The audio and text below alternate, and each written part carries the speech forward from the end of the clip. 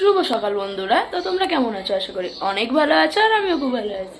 তো প্রত্যেকদিন সকালবেলা ঘুম থেকে উঠে ঠিক কি কি করি বা কি কি খাই, তো আজকে এই ব্লগে সবই তোমাদের সাথে শেয়ার করব।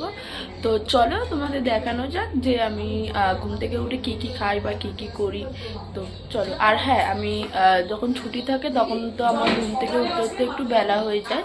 তখন আমার ঘুম থেকে 9:30 10টা, আজকে যেরকম ঘুম থেকে 10টায় উঠেছি।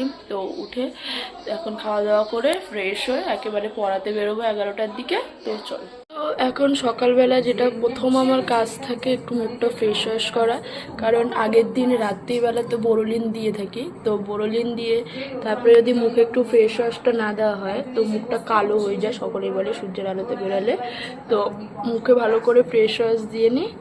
তো তারপরে তোমাদের সাথে দেখা হচ্ছে। তো চলো, দেখতে থাকো। মুখ ক্লিন হয়ে গেছে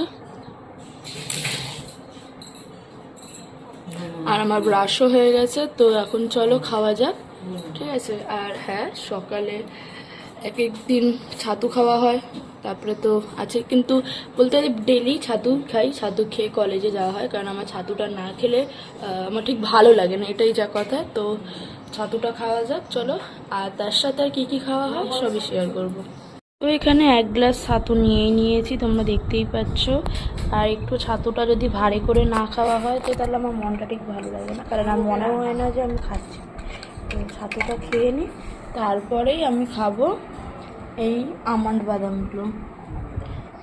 বাদামগুলো খাবো। আর খেজুর খাবো। খেজুর এতদিন ছিল না বলে, মানে শেষ হয়ে গেছিলো বলে খাওয়া